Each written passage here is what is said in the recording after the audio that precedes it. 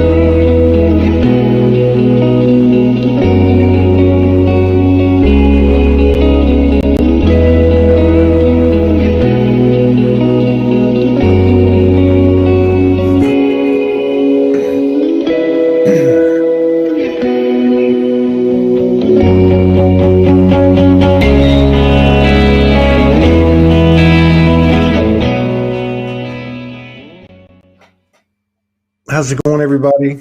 We have Diane Mccann in the house. Just a couple of quick announcements. This is our 19th and final episode of SoulSpeaks 5D this week.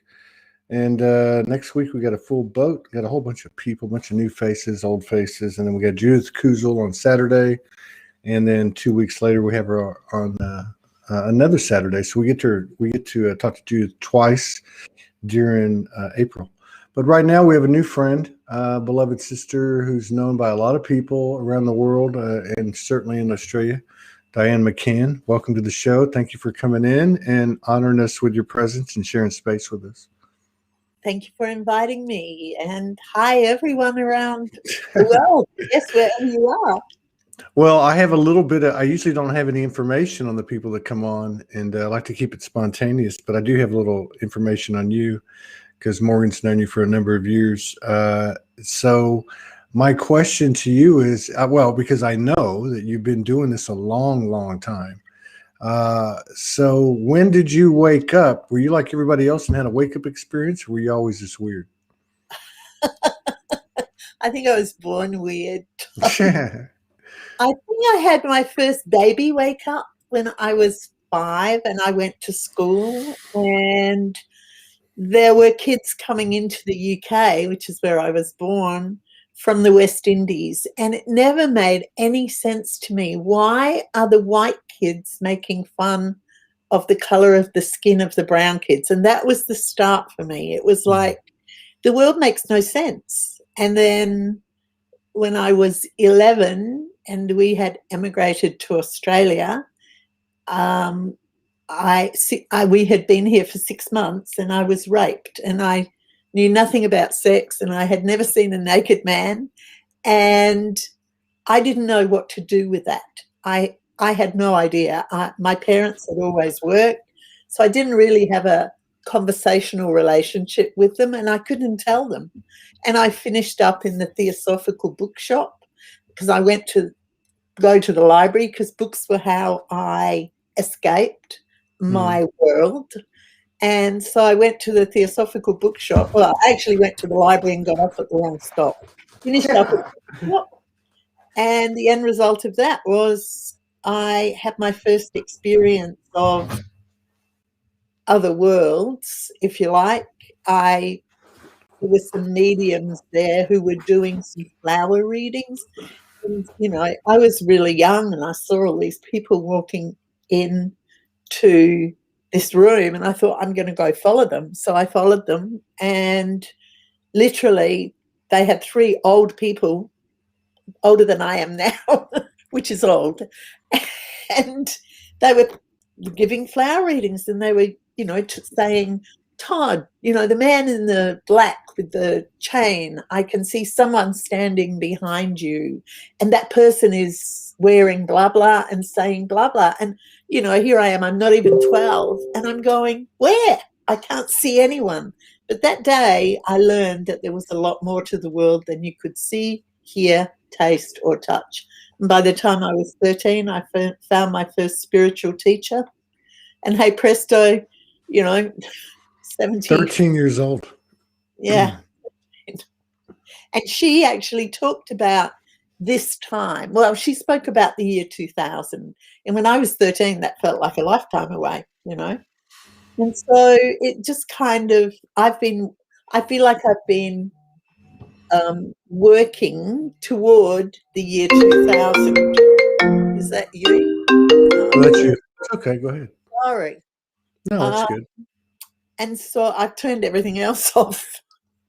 So yeah, I had my first teacher, and she talked about this time. She did. Yeah. I mean, not specifically what's going on, but she spoke about the great shift in the ages and what we could expect and what we needed to do. So yeah, I've been waiting for now forever. So when last year happened, I was super pumped. But are you talking about all the events from last year that kind of catalyzed everybody's personal growth? Absolutely. That one. Yeah, that one. That multifaceted one. So, and at what point did you take a look around and go, oh, wow, I think something's happening? As soon as I heard that there was this vibe. So for you, it was 2020 when it really sunk in. Yeah, end of 2019 when they started talking about it. And I just knew this was what I personally had been waiting for, and I was excited, and I have stayed excited ever since. Now, when so at 13, you met your first spiritual mentor. Yeah. When did you start to connect with your own team? Roundabout between then and 26, which is I sat in class with her until I was 26. Wow. So from the time I was 13, she taught me how to do the things that I do. I guess how to connect and how. In terms of the type of trauma that you went through at 11 years old, and I know that's a really big, much more prominent occurrence than people might think for both men and women, but particularly women. How did you go about, neutralizing the effects of that trauma, getting what you needed out of it, alchemizing the situation or whatever? When were you able to start doing that type of thing? Probably I did a lot of work on it in my own way, but it wasn't till I started doing therapy per se. I became a rebirther, a conscious connected breath worker, if you like. And during my time with all of my various teachers, that was when I discovered that wonderful word called forgiveness.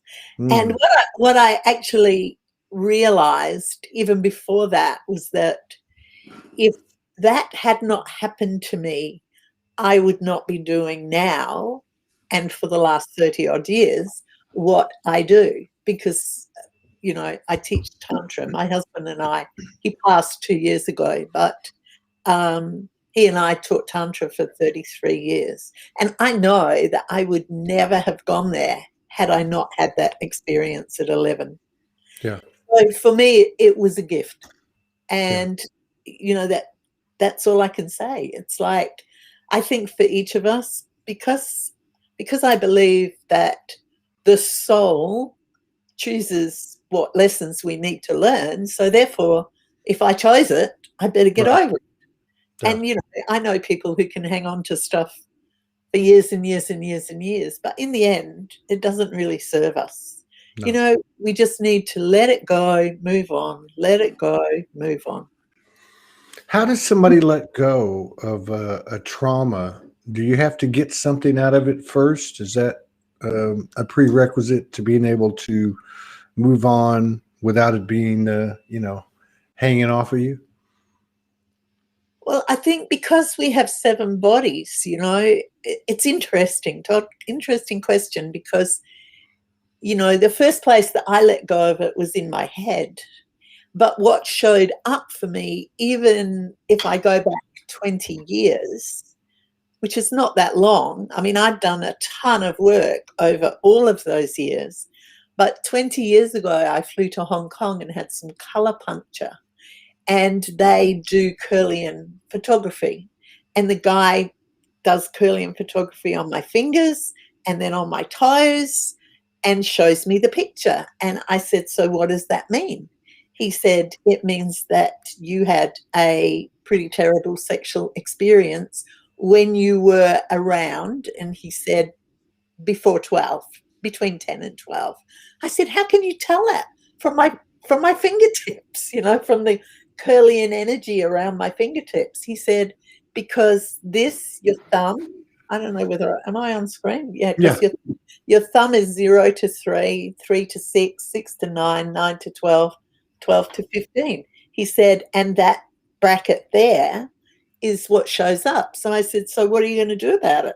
So he got a pen. Just imagine this was a very expensive color puncture pen, and he screwed an orange light into it, and he pushed 3 spots on my right ovary and 3 spots around my left ovary, and asked me to tell him which one was the most painful, and I did. And he just shone the light for 30 seconds on that side and 30 seconds on that side, and then took another photograph. And it was totally different. I mean, totally different. The hole that I had here had gone. So, you know, I think that we just keep doing the healing on the other levels. Yeah. Because they, you know, whatever happens to us starts out here. And so we have to actually start out there to get rid of it, but we don't know where to go. So I've just always been a seeker. You know, I've been a learner as long as I can remember from that very first workshop. Yeah. And I will go to anyone to see what they can pick up. And it's amazing to me how many times that someone will pick that up in my energy field, even though it has no impact on my physical, emotional, or mental life. Yeah. So it sounds like you did put that behind you, and but it also sounds like that, you know, like you were talking about the 7 bodies or whatever that number might be, that there's somewhat, I mean, I guess at a certain point, like in this case, in this example, you put it behind you altogether, but it sounds like it was a kind of a journey within itself. Like you were going from one to another, and, you know, bringing it into more alignment until one day it's gone. Yeah. Well, I think that's what we do, you know, like somehow something happens to us that we want to hold on to. And then as we do the work around it and we do the healing, however we choose to do that, however, you know, and it could be, I mean, healing comes from different places, doesn't it? You can go lay down and do a meditation. You can do a rebirthing session. You can have a lifeline session, which is the work of Dr. Darren Wiseman. I mean, you know, my husband died 2 years ago in May, and it was a very, I mean, 1 minute he was fine. 1 minute we were making love, kissing goodnight. He rolled over. 45 minutes later, he was dead. The shock in my system was so huge. Now, I know a lot about, you know, energy and spirit and all that kind of thing. And I looked at him and I did this and I said, are you even there? have you had a stroke? Have you gone blind? And when I looked into his eyes, there was nothing there. Now, had I been conscious, I would have known that his soul had already left, but I didn't know. And so then this Dr. Wiseman from America rang me up on my iPad a couple of hours later and said, "What's going on with Robert?" And I said, "He's dead." He said, "Let me do a session on you." And he did a few hours later. And, it totally shifted the shock out of my system, like completely. I had, the shock that shattered all of my cells. One session, it was a long session, but it literally changed my world around the shock of it happening. Of course, I still had to deal with the grief. But, this is an amazing story that, if you don't mind, I'll share. 4 days later, I was in the shower and I heard my Skype go, and I came in here thinking it was my son because he lives in America. And I turned my Skype on, and it's this lady that I had spoken to one whole year before for 10 minutes via another friend who wanted to know about the energy of Adelaide. And my friend said, "Oh, Diane will tell you." So we had this 10-minute conversation. She was there, and I said, what are you doing ringing me? And she said, "Oh, I've been sitting here chatting to Robert," that was my husband, "for 2 hours, and he wants to give you a message." And she said, "When you did this, he'd already gone, darling." Wow. It was like I got a 1 hour reading from him through her, which actually processed my grief. Wow. So what was that like? Was it like having a conversation with him, like just like when he was still on this side? Yeah, it was amazing. It was totally amazing. It was like, even though she was the one that was speaking, he told me why he had to leave, why he did it the way that he did it. He told me that he had been teaching other people, he'd been training them on another level, and they were now ready to step up, because Robert and I run one program for women, but the two of us ran a program for men and a program for couples. And he said, "I've been training 2 guys on 2 other levels." It was like, I just sat there. I'm a very fast typist. So as soon as I knew that she was there, I got up a Word document and I typed the whole thing. And so I have a copy of it, 4 pages. And I have dealt with his death in a very different way from the way most people deal with death. And that's not to say that I don't miss him. Of course I miss him. I miss him every day. But every night I speak to him. It's just, I'm just so grateful, Todd, for the lessons that I've had over my life, many of which have been very tough, but all of which have grown me into the person that I am today. How do those late night private rendezvous go? I mean, this is the ascension. Anything's possible, right?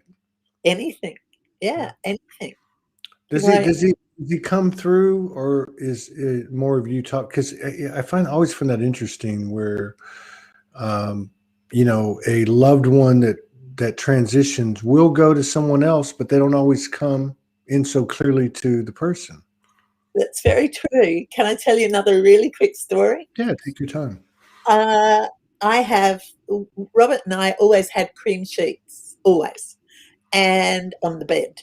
And we changed the bed every Saturday. And one day, about 6 months before he died, I just saw these coffee-coloured sheets, and I thought, God, they're really gorgeous. I think I'm going to buy them. So I bought them, washed them, ironed them, put them in the cupboard. And the Saturday after he died, I washed the sheets and I went to put it back on the bed. And as you pull that final 4th corner, it tore.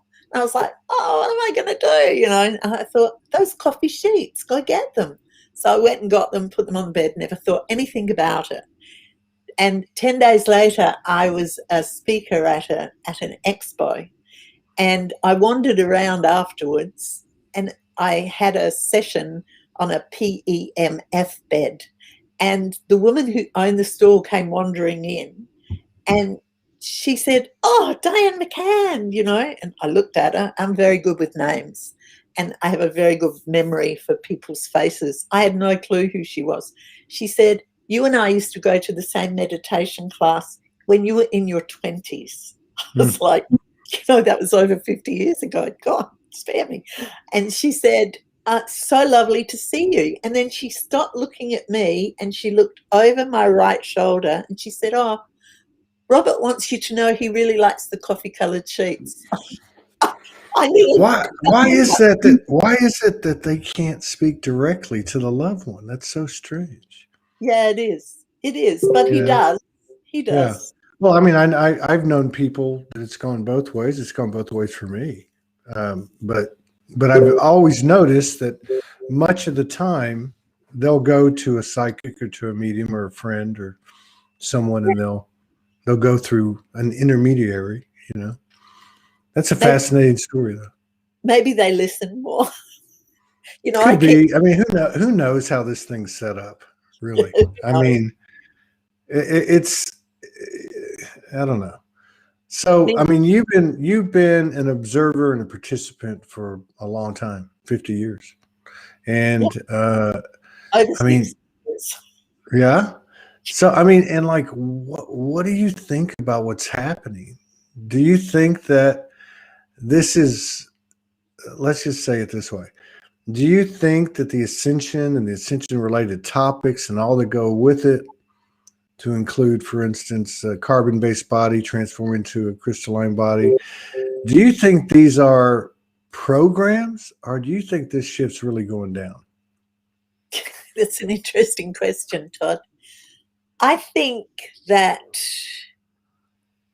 we have the potential as human beings living on Earth to create whatever we want to create.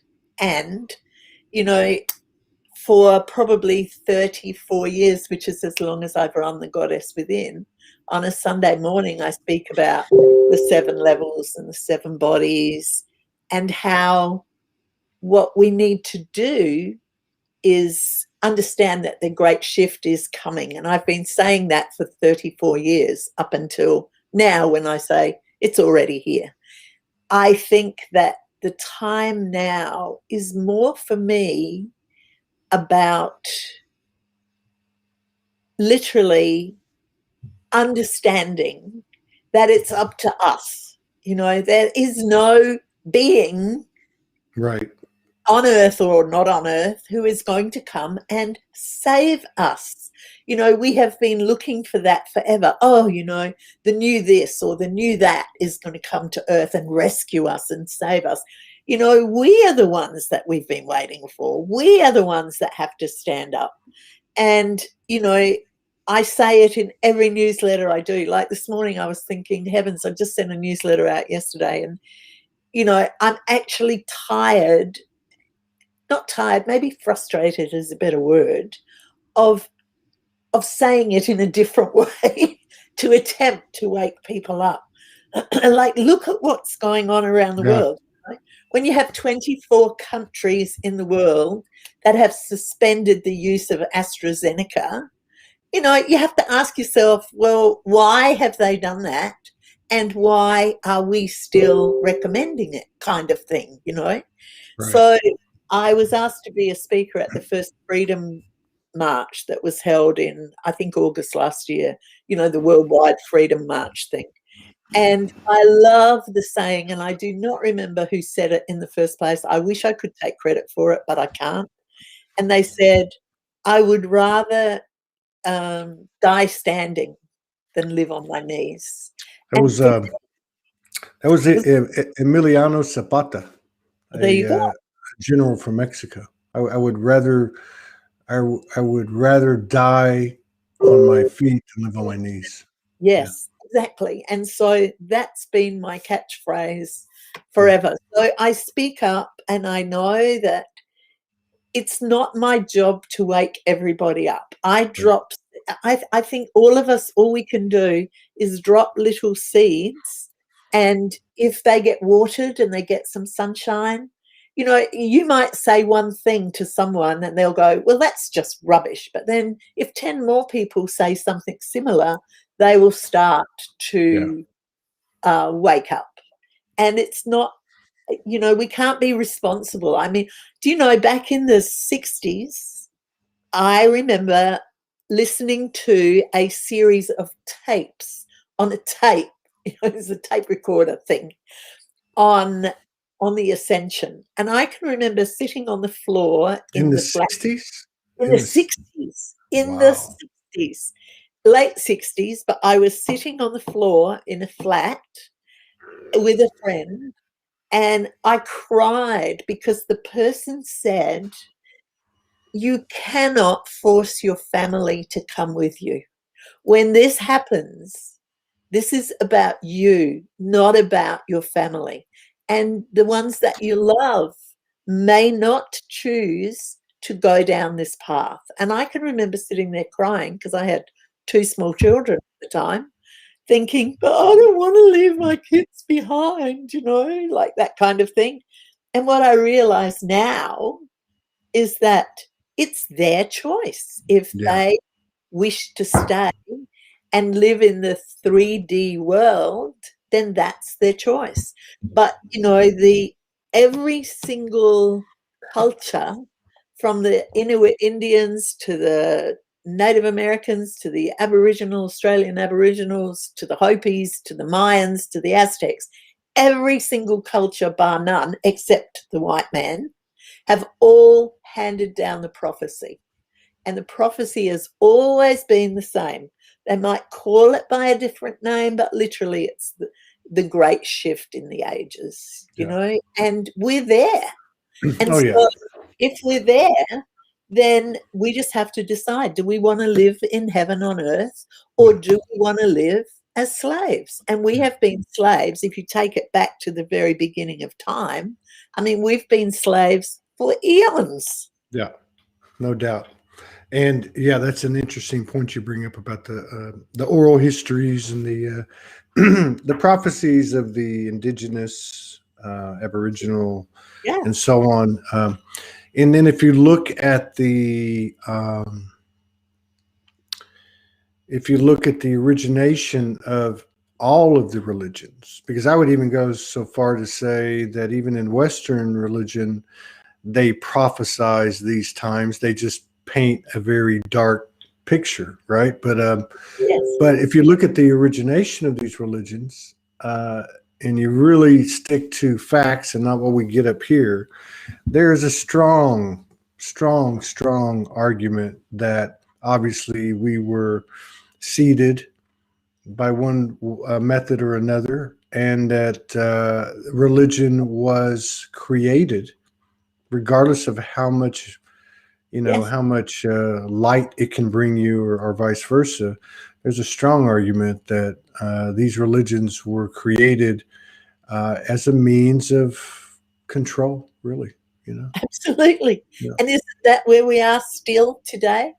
You know, A lot, it's ludicrous. I mean, what's going on in the world is, you look at it, I look at it, I can only speak for me, but I look around and I think, why aren't people looking and thinking, oh my God, when we've got children surrounded by perspex in a classroom, when we know the statistics, like last night I listened to Del Bigtree. I don't know if you're familiar with him, but I adore him. And, he's been hitting the drum for several years. And he interviewed about 5 or 6 different people last night. It was a 2-hour session. And, basically they're all saying that these are smart scientists, they're smart doctors, they're smart scientists, they've got the credibility, and they are all saying the same thing. The damage that has been done is, from the things that they've done, is just skyrocketing higher than the actual flu. And I hear, of course, a lot of topics on this show, and I watch some other talk shows too, and it kind of frustrates me. I like that word that you used a while ago. Uh, when I see people giving their power away, do you think it's going to be okay? Is the military going to save us? And by the way, tell me a military in the history of the world that has ever saved anything. Okay, there's always Yes. politics and everything, but my point is, it's like I don't know. Over the last couple of weeks, yeah, because it's been a pretty intense. It was a pretty intense second half of March. So there was a lot of self introspection and just I think a lot of people just thinking about stuff. But the I don't know, the realization that this is going down. It's bigger than anyone. You don't have to worry about somebody coming in to save the day. It's not even about being saved, but anything that's constructed in duality, that's not carrying the new frequencies of the new earth, is going to deconstruct, period. And Yes. so when I look at what you were talking about, how you finally got your validation with the announcement of COVID-19 a year ago, and then to see all the most likely ill-intended measures put forth to stagnate our growth, our ability to receive, and then of course expand, all of them backfired. And so I look at like what they're doing now, or what's being done now. I hate to use the word they, but what's being done now, and I see the same thing's going to happen. Like there's reports over here, for instance. I'm in Arkansas. It's one of the states that has the fewest cases, and it's also one of the states that has the fewest amount of restrictions. And you look at the map, and the ones that had the heaviest pressure, like New York and Michigan, have an uptick in the number of cases. Yes. So it's interesting to see the validation of what people like you have been working with for years and years, energy, and how it's actually not being manipulated by the 3D actions, right? Yeah. Yeah. I mean, you know, I listened on Dell's show last night. They interviewed the guy, I don't know his name, DePosisto or something from Florida. I'm not big on American politics, but he was amazing. He said, we're just not doing it. We're Yeah, not locking down. We're not wearing masks. We're not yeah. separating kids. We're not doing the 6 feet, which they've now reduced to 3 feet. Tell me, what difference does it make? Must be Yeah, I, s- a I s- right. virus, isn't it? You know? No, that's great, and there's quite a few of them over here doing that. And I saw then on the other end of the spectrum, I think it was England. So either England or Germany. It was a big country, and they said that they were going to mandate no hugging. And I Yes, looked at that and I went, "Are you fucking kidding me?" There's exactly. no, I mean, and I guess that's what I'm saying. It from an energetic standpoint, as feelings and sensitivities are coming online stronger and stronger, even for people I would have to believe that are not in these circles. Not that we're Yeah, special, but where they don't talk about these things. I would have to think, just from a gut, from an instinct, from an intuition, from a sensitivity standpoint, to look at something like that and go, this makes absolutely no sense. I'm not doing and I think on some level that's what it's about. it. It's Yeah, about us saying enough. This is not real. We are not living the way, we're not living like slaves. We're not going to stop hugging. Human beings need touch. That's what we absolutely. thrive on. I mean, we always have. You look at the babies during the war who lost their parents during the last, World War II, and they were put in hospitals. They were dying, and so they put announcements on the radio, the BBC in the UK, and asked for people to go in and just hold the babies. And I mean, now that's known. Babies who get hugged thrive. Babies who Yeah, don't get hugged die. I think It's all shut down. people, people who get hugs thrive. And Absolutely. I've always been a big hugger, and I don't know. There's just something about that type of. You don't have to fall in love. You don't have to, get carried away. You don't have to, but I mean, it's just to be nice, be nice. And I think that there is handshake, hugs, high five, fist bumps. I mean, there's something about the touch. And I think we deprive ourselves of a lot of things in this journey, being conditioned by the programs that we were conditioned by our own design, I might add. But I don't know if there's anything bigger than that. Like just being nice, just having a smile, just, putting an arm around someone or shaking a hand or tousling a kid's hair, right?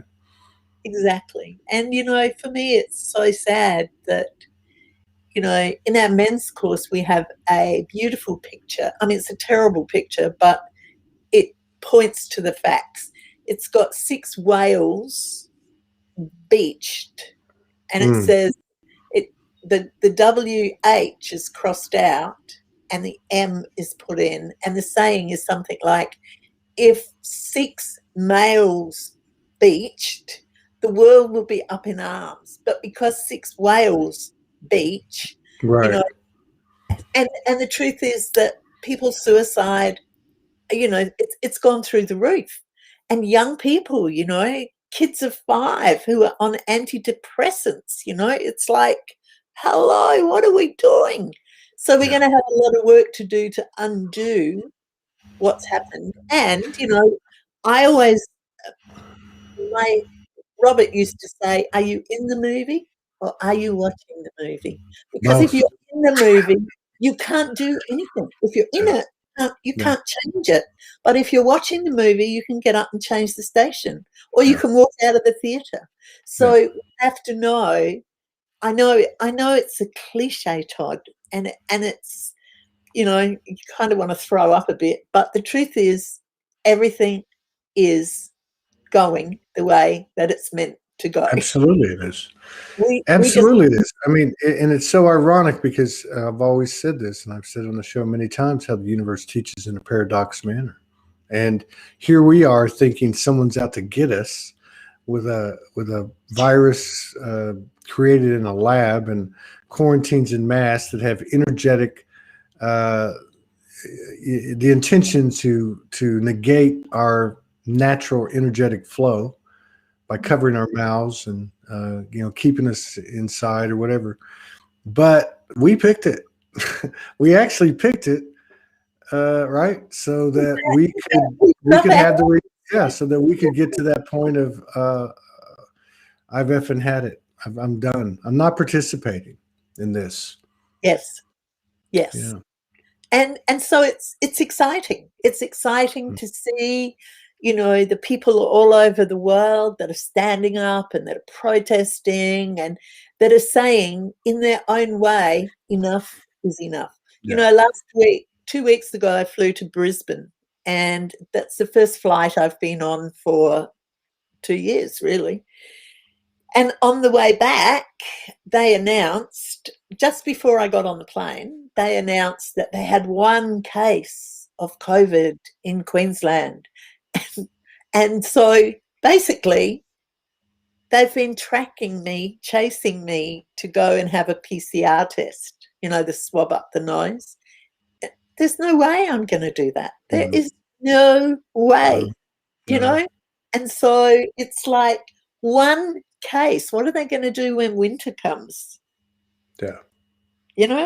So, I mean, like, and that's the other thing too, is, how, because it seems like it's always made sense to me that everything, because I've been told, and because that everything we know goes away.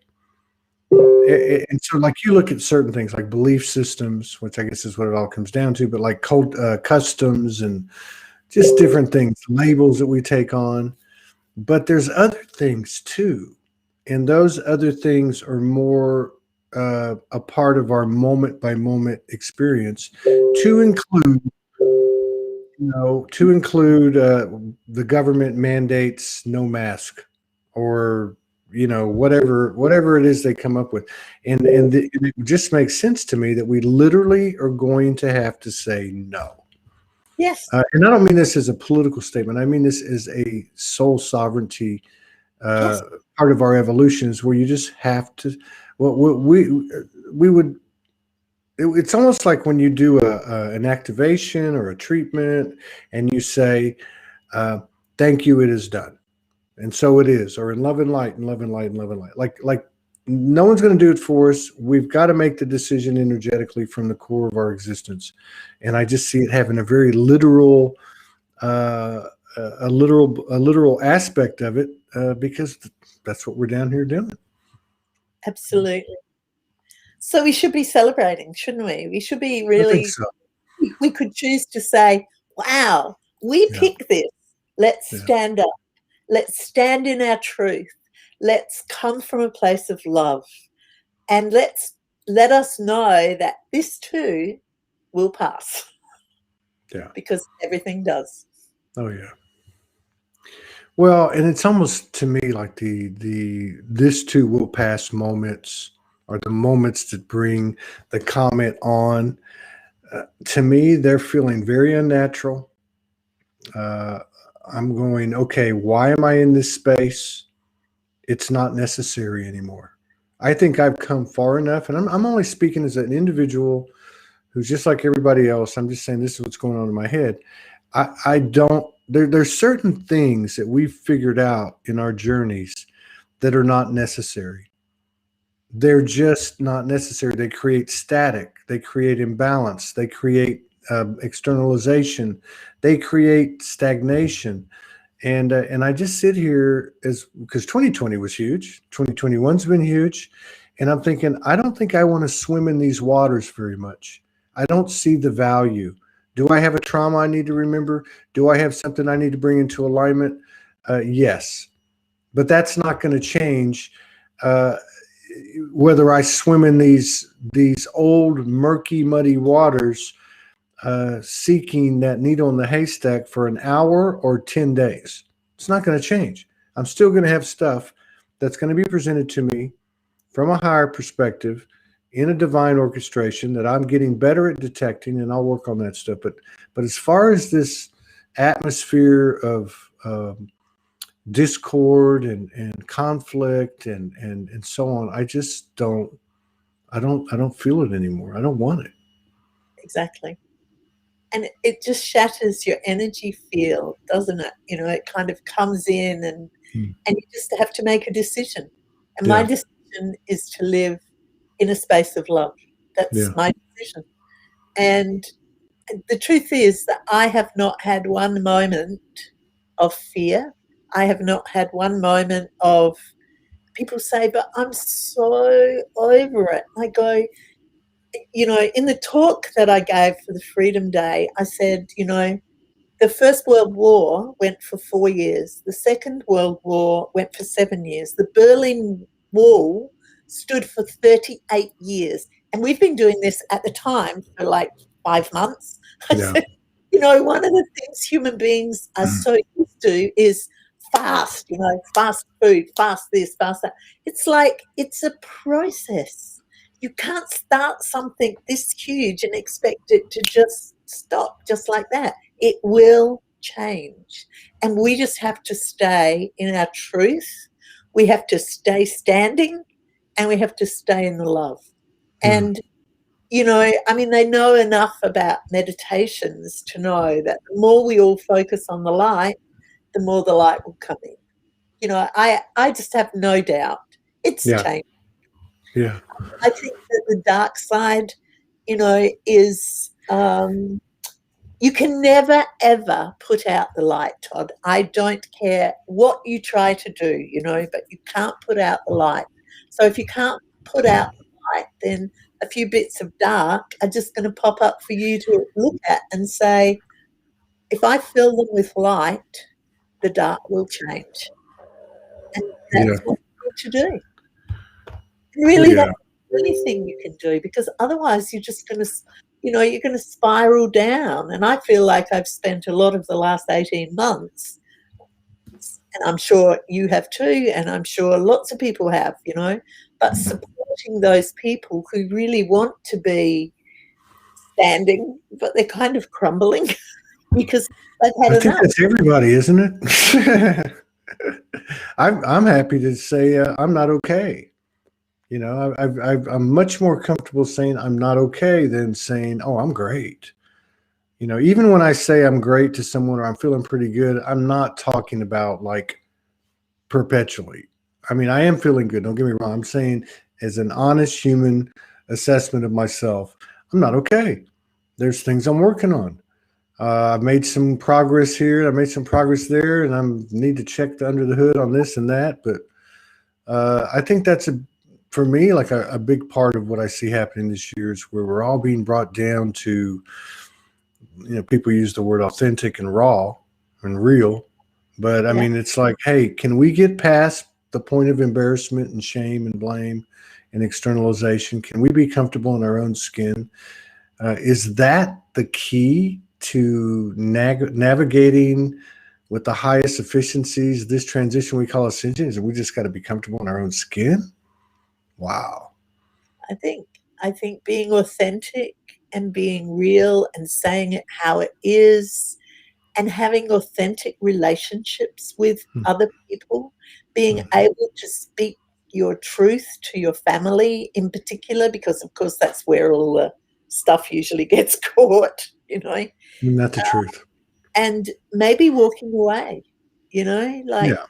until you are strong enough in yourself, because there's so many people panicking about the vaccine and, you know, I'm not going to have it, but my mother wants it and my father's going to have it. And what am I I going to haven't. I haven't heard anybody talking about it. That's crazy. But really? I'm in a small little town. Yeah, and I don't know a lot of people, and I don't get out much. But Right. um, yeah, I mean, I've known people like through Morgan or other friends that, you know, so and so had to take it because their job required it, and but you know, like I haven't even um, put in for the stimulus checks. Uh, there's something a long time ago that went off in, you know, in my relationship with, you know, whatever the higher self or myself or whatever you want to call it, that said extract yourself from the system, like put your money where your mouth is, like walk the talk. I really feel like that's going to come for everybody, because how do you extract yourself from the matrix if you're still concerned with geography or money or, you know, this all this stuff with, well, money's going to be here, and I don't buy it. Is anything that's not in 5D, which I think we could figure out the lion's share of that, it's not gonna be here. I mean, if it's not there, it's we don't need to take it with us, and we're not going to get there if we keep hanging on to this stuff. So it's getting kind of interesting and a little bit tricky. But it's exciting, Todd. It is exciting. I would imagine for someone like you, it's real exciting. Like, whoa. Like, I mean, you were in the 60s. Now we've had 2,600 plus shows. What month is this? So we were 20. So we're probably close to 27 now. And we've had people, the bulk of the people that come on, when I say, when did you wake up?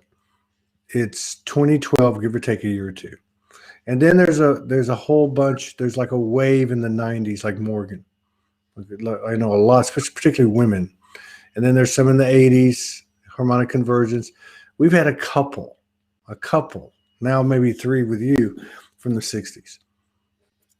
But to be reading something that's talking about the Great Awakening to occur post 2000 in the 60s, that's an amazing thing. Yeah, I don't even know who did the tapes. It was a woman, and I just can still see myself sitting on the floor listening to her on an old tape player, and you know, really getting that this is what my early learnings as a 13-year-old were actually moving me toward. Yeah. So I just feel incredibly blessed, Todd. I mean, I've lived an extraordinary life. I have no attachment to this planet. You know, if I'm here today, I'm here today. If I'm not, it's okay. That's You know? right. That's right. And so I think that life is a gift, and I think that we have to just find our center and stand in it. Yeah.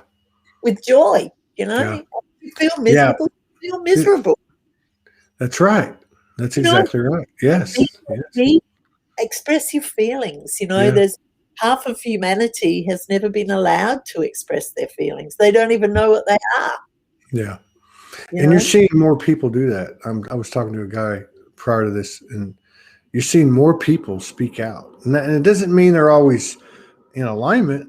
It doesn't mean, but the fact that they're speaking out and standing up for themselves as opposed to projecting uh, their displaced anger or whatever it may be through somebody else's cause. Like, we need to go save these people over here. When really, they'd like to speak for themselves. And you're starting to see more of that. And I think that's quite fascinating. I mean, we still have work to do on this level. Of course we do. If we didn't have work to do on the physical 3D level, we wouldn't be here. We would be one of those people who had the vaccine and died within, however long. So there's always going to be work to do. And I think the male-female balance, we have to still work on that a lot, because there's still so much stuff between men and women that can be healed and can be let go of. And, Yeah. to do that, it's like having a ball of string, and you've just got to pull the wool or pull the string and go back to where it started, because all of it is about patterns, Yeah. Yes. all of it. Yeah. And unravel your patterns, find out what you needed to learn from them, and move on. Yeah. That's what I was saying about earlier, and people have come on here and talked about it, that we have the ability to become aware, pull it down, process it, integrate it, expand and move on. Like, it's moving so much faster now. And I'm sure you've observed that in 50, 60 years doing this work. Absolutely. And what fascinates me is the new ways that are coming out. People half my age are popping up with incredible practices that are fast. Mm-hmm. There is a modality called nutripuncture. So it's like acupuncture without the needles. And basically, it's the lazy man's way to enlightenment. You can take a tablet, a little tiny tablet, and pretty much you can shift the pain in your heart like that. It's astonishing. And, one of the major things that I love about it is that if most people are not in their own identity, most of us have an overlay of one of our carers, our mother or our father or whoever took care of us when we were little. So therefore, you hear people complaining, like I've got a friend who's 90 and she says, I still don't know what my purpose is. And she doesn't understand that her purpose is actually just to make people happy, which she does on a daily basis, because when she speaks to you, she sings to you, And so most of us are not living our full potential. We feel like, there's enough workshops around to go Mm-hmm. find your potential. With this, you take a sequence of tablets for 1 month and bang, you're in your own identity for the first time in your life. It's crazy. How simple is that? And that was discovered by it was discovered 40 years ago by a French GP scientist and researcher. And I say to people, go do that. Go take a sequence, I'm so fascinated by the placebo effect, energetically speaking, not from experimentation and, where you hear. And of course, I've had a lot of practitioners on the show, and they've explained to me what they do, which in general, everyone does the same thing, which is the practitioner opens their field, opens their heart, obviously asks for assistance, whatever method they use. They ask the client, would you open your field, open your heart? And I just wonder, after seeing and being exposed to so many different modalities, for instance, I know a lady that she downloads a sequence of numbers and you repeat the numbers every day and that brings you into alignment. I mean, I could go right down the list, but I just wonder if it really comes down to how open of a conduit is the practitioner And equally important, if not more so, what is the energy field of the client? Most importantly, their openness and desire to grow. Is that really where it all goes down? Is the rest of it, not that it's insignificant, but is the rest of it kind of like the ritualistic part of it, the physicalization part of it, right? The embodiment part of it. But I wonder if it's because how many times, and you've been doing this for years, somebody walks up to a fortune teller, to a tarot reader, and it's bam, spot on. Yeah. How does that happen? How does that happen? Because they're open and they leave themselves open to be read. Yeah. So yeah, it's fascinating. And I agree with you, there is how open is the channel or not. And I have a lot of people come here to have nutripuncture with the #1 trainer who lives in Hong Kong. And she always tests me first. She'll say your name, Diane. And I'll say my name. And she says, no, you're yin yang negative. Take this tablet. I'll take the tablet. And I take it, and I say my name again. I can hear the difference in my voice. Because the truth is, we all have things that send us. Yin yang negative is it's just a term. All it means is that you're not in your own identity at the moment, But how many? Like all the time. But I mean, we talk a lot about our multidimensional aspects, and everybody's been out in the ethers digging them up and calling in their soul aspects. But I love what you said about the voice. I've been making videos for quite a while, and I've done a lot of productions where I've narrated or spoken word or whatever. And I've always been very, very aware of the resonance and the tonality and the frequency of my voice, and even other people's voices when I'm watching their shows or watching their productions. And I realized that there is a multifaceted, multi-dimensional, multiple personality aspect to Todd. And I can also see where a lot of these voices have become more singular, like combined, like a comprehensive voice. But I can see where it's still, and sometimes it depends on how I feel at the moment. If I'm tired, if I'm, worn down a little bit like I am now, so there's all this, but the voice just seems to be such an important part.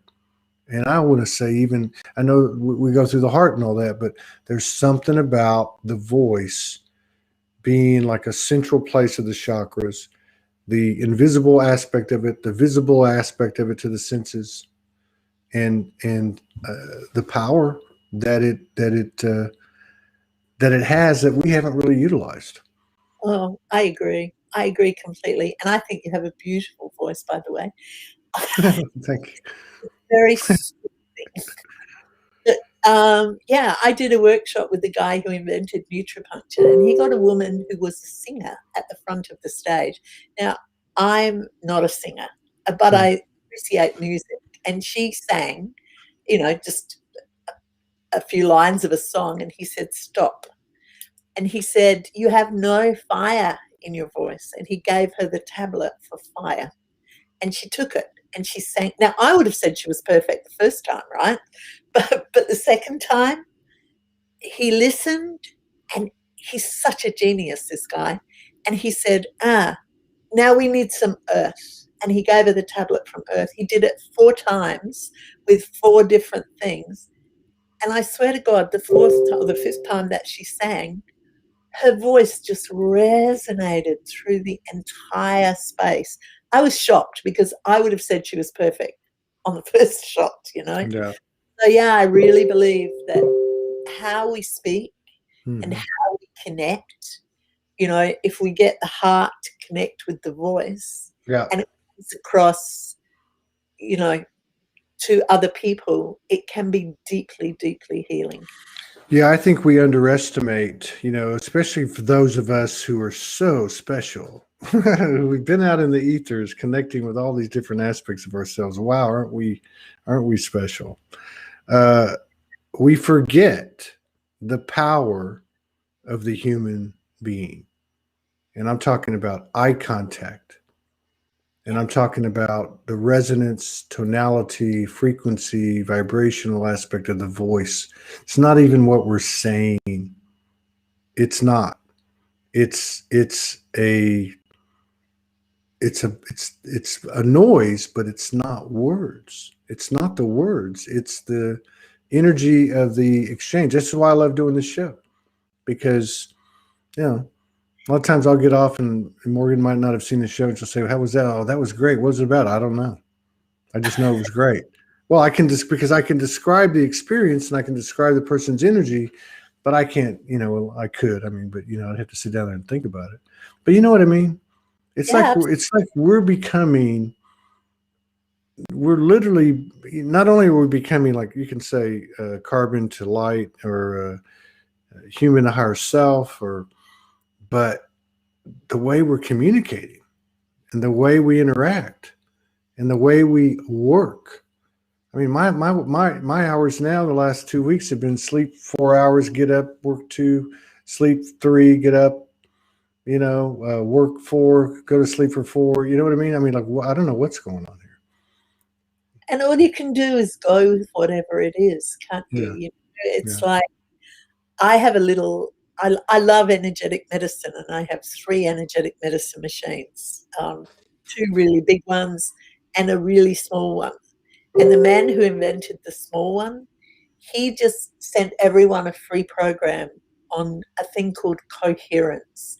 And he is another genius, scientist, physicist, who then spent 12 years in a monastery and found that the other side of him, because he said, I realized I had 1 head, 1 body, and 2 legs. If one of my legs was physics and science, what was the other side of me? And so he finished up in a monastery for 12 years. And when he came out, he created a brilliant energetic medicine machine.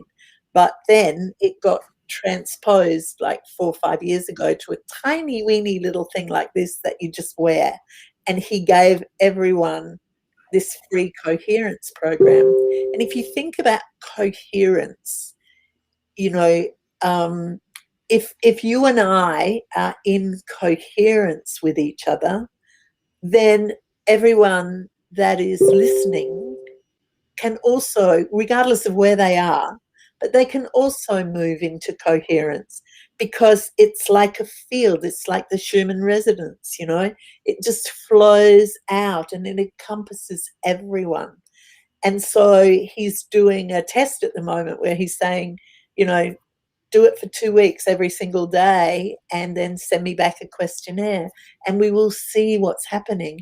And the pictures, because he has a laboratory so he can test it, to be in, like, somebody, I don't know where to do that there, somebody who did it for the first time, if this was a circle, their coherence level was like that. And by the time they'd done an hour on it, it was nearly perfectly balanced. And I think that's our job, is to bring coherence, not through battering them over the head with a big stick, but through love. Through that, if we can bring coherence to everything that comes into our sphere, then we can change the world.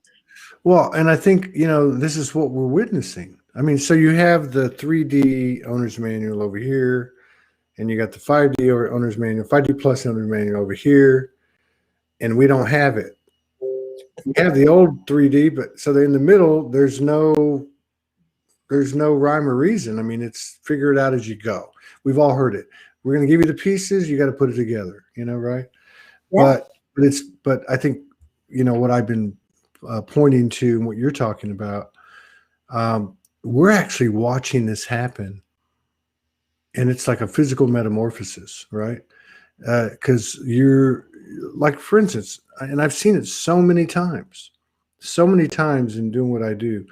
I've watched how people respond to the energy. It's not the instruction and it's not the words. or the stories. I mean, they hear it. So they're either doing what I've observed. They're either doing one of two things. One, they'll attach to what's being said. Oh, is the event coming in November? Then we're all going to be okay. All right. Or it's the other side of it is they just feel the energy. And I receive messages, Morgan and we receive messages every single day without fail. And people from all over the world. And we had a huge influx this past week. And I've never seen their names. I pride myself on knowing names and knowing people's, and they're always saying the same thing, which is, of course, gratitude. But they're saying, man, I am so glad I found a group of people. I'm not the only one.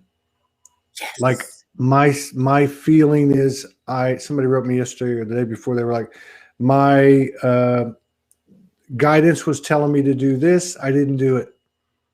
Like, in other words, they're getting that the feeling, the guidance is a sensitivity and it's not an instruction, and they're starting to follow it. We're all starting to follow it. So I think that's a really big deal. And I think the voice has a lot to do with it. Yeah, me too. I think it's find your truth and find your tribe, and just enjoy to the best of your ability. Where's your tribe? Are you in Adelaide? Yes, I'm in Adelaide. Oh, you are in Adelaide. Okay. Yeah. I'll be seeing you. I'll be seeing you. And that's another thing too, I think that's changing. I had a really interesting conversation with my 18-year-old daughter who wants to be a movie director, who's actually working for a couple of movie producers in Houston. And she's like, oh, I want to be a director. I really believe I can do it.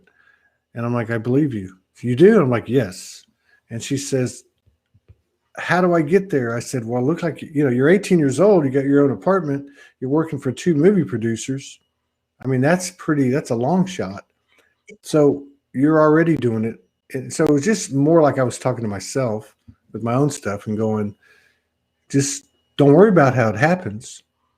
Don't buy into the obstacles and impediments, and don't buy into how you have to do it. Just hold that vision. That's where we're having that conversation with her. She was teaching me. I wasn't teaching her anything, but I was like walked away going, yeah, she's got this vision of it to the nth degree. I'm going to make these types of movies. They're going to have these type of dialogue. They're going to have these type of characters and this type of animator. So she's got this vision, and that's really, really where the power is now, I think. Absolutely. Absolutely. Hold to your dreams, see them come true, Yeah. It's like we're brilliant manifestors. I mean, look at the crap we manifest. If we look what we did unconsciously. Imagine what we can do consciously. Like, why don't we create absolute miracles? I mean, my daughter is 53 and she was raised in this environment, and she's the best manifester I know. It's like she'll say, I'm going to blah, blah. And before you know it, blah, blah's happened, and it just astounds me the difference between someone who has been raised to know and someone who has been not raised to believe. Right. And it's possible. And then you have these people out there who just are like Forrest Gump. And wherever they go, they're just in this alignment, like this holy alignment, right? Yeah. I think, if I think about my life, I've been so blessed because something always drops into me, into my lap, not into me, but into my lap, and says, have a look at this, and I have a look at it, and it's like, oh, Adelaide needs that, because back in my day when I was young, which was a long time ago, like 10 years ago. It's like 10 years ago. You're like 39 now, right?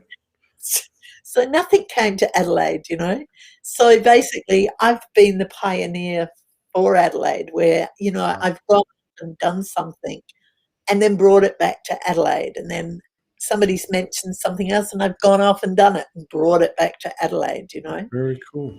And it's been such a gift of a life. But I think if I hadn't had the training that I had when I had it, I would not have been open to going, oh wow, yeah, I'm going to go do that and see if I think it's beneficial. Right. Because my vision has been peace on the planet since I was 5. And the way that I've chosen to manifest that is if I can bring one teeny weeny little drop of consciousness to everyone that I meet in some way, shape, or form, I've done my job. I don't have to crack you open with a sledgehammer. I just have to drop one little drop into you, and somebody else will do the rest of it. Well, that's another great example. You're like making me think about a bunch of stuff that I've been observing or whatever. Maybe it's all coming together. It's the last show of the week. Like our adamancy, our conviction, our determination, our resolve, are not wanting to be wrong or not wanting to hear no. The things like this is what I'm seeing. Like, why do I need to convince that person? Why do I need to be right about that person? Why do I have a problem with that person because of something they're doing or won't do? Right? Like, these are the types of things, to me. They've always been there, don't get me wrong. And I think they've been there with all of us, but they're like piling on now. They're like, hey, we've just changed the rules. You can no longer externalize anything. So you have all these things, and they're very subtle. They're very second nature. They're deeply embedded within our day-to-day interactions. And I just think that the prejudices and biases we never knew we had are getting really big and really loud in our face. Which is fantastic, isn't True. it? Yeah, it is fantastic. World and go, you know what? When I teach in Singapore, which I haven't done for a few years, but when I did, I loved it because in that room, I would see people of every nationality, black, yellow, brown, white, every religion, and they were all absolutely magnificent. Yeah. And it's such a gift to me because in Australia, very different in America, but in Australia, when I run a workshop, 99.9% of the time, probably 100% of the time, most of the time, people are white. And you don't get an experience of anything else. So, yes, I agree. It's just a blessing to have some of those prejudices that people have. Well, they're so subtle. They come up, and it's not even about, like, say, a racial issue or a political issue or a moral issue or an ethical issue. It's about how I like things, how I don't like things, what I like, what I don't like. You know what I mean? It's like these things, and this is what I've been experiencing, what I've been observing. I'm not saying that but it's like it's drilled down now to how I address you at the dinner table, how I address you walking down the street. It's like this. Something's been removed. The alternative has been removed, which is I'm going to find love out there. I'm going to blame something outside of me. You know what I mean? That whole thing, it's just not sticking. It's not, which is cool because that puts everybody on an even playing field at some point. Which we always have been. We've just never seen I believe we have been. I'm with you. I think we're all beating at the same vibration. Just doesn't look that way. And the minute we start going, they're asleep, they don't get it.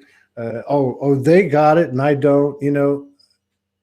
That's what I mean. That part's not working anymore. It's just not sticking anymore. It's exciting. It's my favorite word at the moment. It's like, I feel like a glass of lemonade that someone's shaken up, because I don't drink, so I can't say champagne. But I feel like I've got bubbles of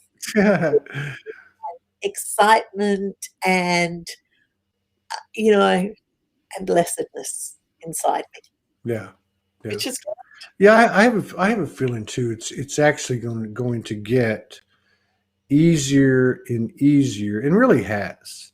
If I look back at the since 2011, 2012, yeah, and certainly even in the community, not just judging it by my own journey, things have gotten better and better and better and better, regardless of the fluctuations of the energy and traumas that came up or whatever.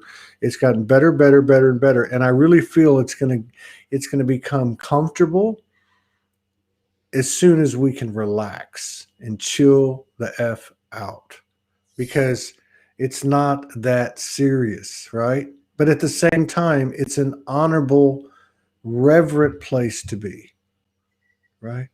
You know, yes. It's you're bubbling, Diane, by the way. They said you're bubbling. I can feel it. I can feel it. It's a pleasure ending the week with you. You're a breath of fresh air. I'm going to offer my condolences on the transition of your husband, and because I want to, and I think I can feel your connection, and I just felt like it was the right thing to say. Thank you So, so much. I appreciate it. yeah, you're very welcome, and maybe we can get together again in 2021, and before you know it, I'll be standing on the shores of Adelaide, and we'll get to have a little fun in person. Maybe since you're the one that brings everything to Adelaide, maybe we can collaborate and bring a little Soulogy to Adelaide. Who knows, my darling? Who knows? Yeah.